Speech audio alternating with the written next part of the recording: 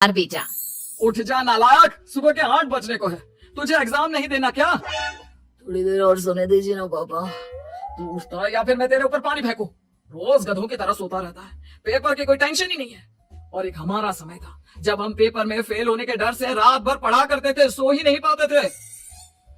तो क्या आप उसका बदला मुझसे लेंगे? मैं 15 मिनट बाद उठ जाऊंगा, आप प्लीज जाइए, मुझे डिस्टर्ब मत कीजिए। इतना कहकर रौनक रजाई ढक कर फिर से सो जाता है। तू ऐसा नहीं मानेगा, रुक मैं अभी पानी लेकर आता हूँ।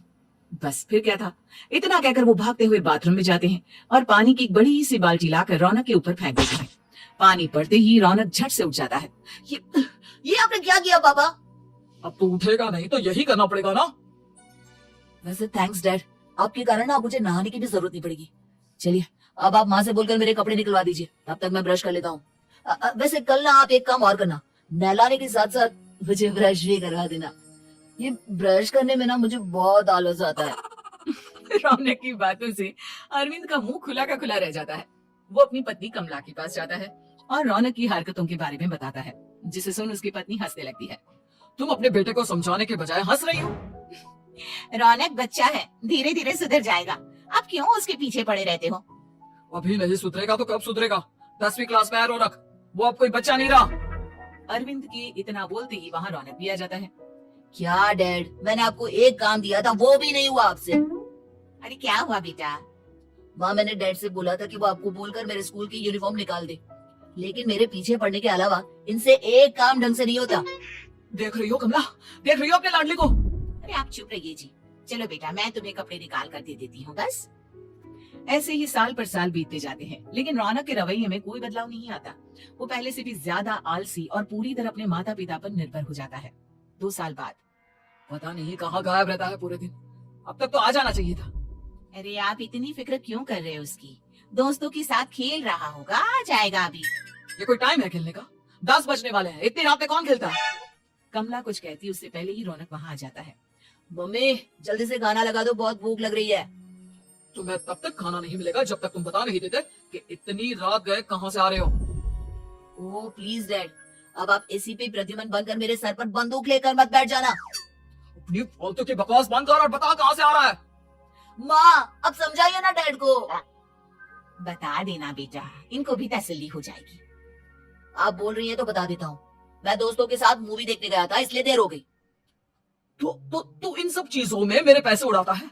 कभी 1 रुपया कमाने के बारे में सोचा है तूने? जब देखो हवा की तरह पैसे उड़ाता रहता है। माँ अब आप इन्हें चुप करा दीजिए, वरना ना मुझे गुस्सा आ जाएगा। अच्छा क्या कर लेगा? बता ना, क्या कर लेगा तू? वैसे बात तो ठीक ही है, मैं कर ही कह सकता हूँ। पैसे तो फिर भी मैं आपसे ही मांगूंगा ना। चलिए अब ये सब बात छोड़िए और मम्मी मेरे लिए खाना लगा दीजिए। अभी लगा देती हूँ बेटा। मैं बता रहा हूँ कमला, एक दिन ये ऐसे ही बिगड़ जाएगा। उफो, आप क्यों इतना पीछे पड़े रहते हो मेरे बच्चे के? बात की बात में देखेंगे, अभी आप शांति से उसे खाना खाने देंगे। अगले दिन, डैडी मुझे 10,000 रुपए चाहिए। हाँ? अब इतने पैसे क्यों चाहिए तुझे?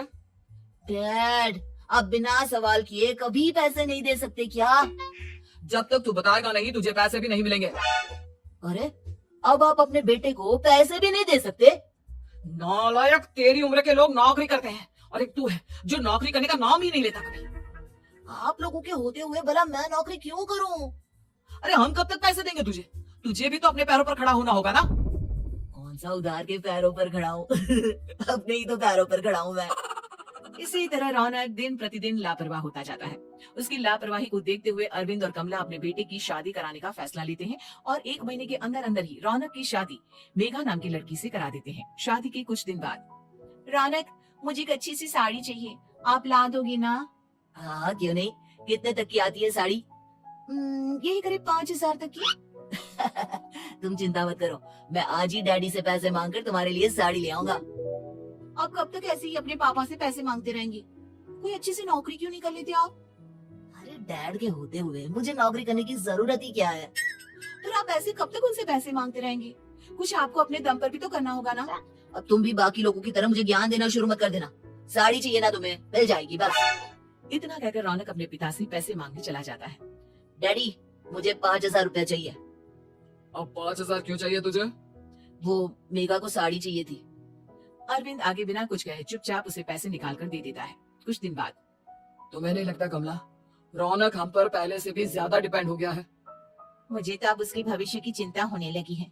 कल को हमें कुछ हो गया तो वो क्या करेगा? काश तुमने पहले ये सोच लिया होता तो आज हमारा बेटा इतना लापरवाह नहीं होता।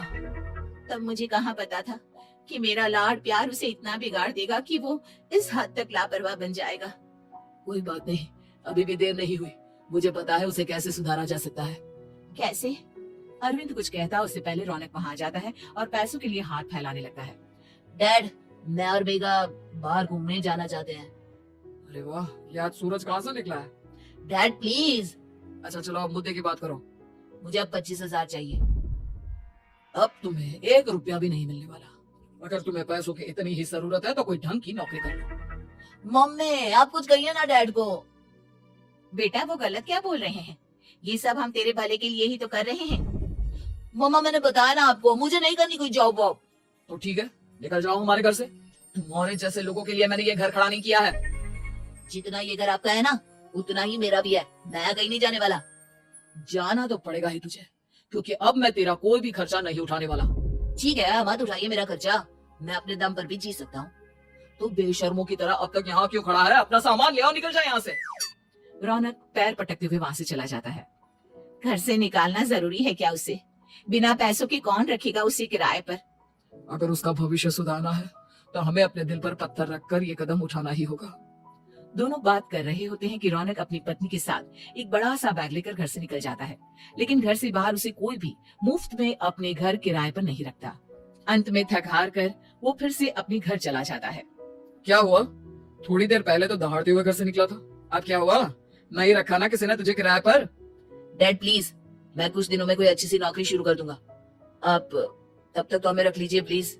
सुबह से रात हो चुकी है लेकिन कोई हमें रखने को राजी नहीं है। अब आप ही बताइए, इतनी रात को मैं मेघा को लेकर कहाँ जाऊंगा? ठीक है, बहू की वजह से मैं तुझे घर पर रख रहा हूँ, लेकिन तू इस घर में एक बेटे की नहीं बल्कि एक किराएदार की हैसियत से रहेगा। 3 महीने है तेरे पास। इन 3 महीनों के अंदर अंदर मुझे तेरी पहली तनख्वाह हाथ में चाहिए, समझ गया? पक्का डैड, इन 3 महीनों के अंदर अंदर तो कोई बढ़िया सी नौकरी ढूंढ ही लूंगा मैं। ऐसे ही धीरे धीरे समय बीतने लगता है और अरविंद के दिए 3 महीनों में से 2 महीने बीत चुके होते हैं। पापा जी ने हमें 3 महीने दिए थे, जिसमें से 2 महीने तो बीत चुके हैं। अब ये आखिरी महीना बचा है। अरे तुम चिंता मत करो, आज मेरा ना 2 जगह इंटरव्यू है, दोनों में से कहीं ना कहीं तो जॉब लगी जाएगी। अच्छा, all the best. Raunak interview के लिए निकल जाता है, जिसके बाद शाम में रौनक घर आता है। कैसा गया इंटरव्यू? आपकी नौकरी लगी या नहीं? अरे पहले सांस तो ले लेने दो अच्छे से।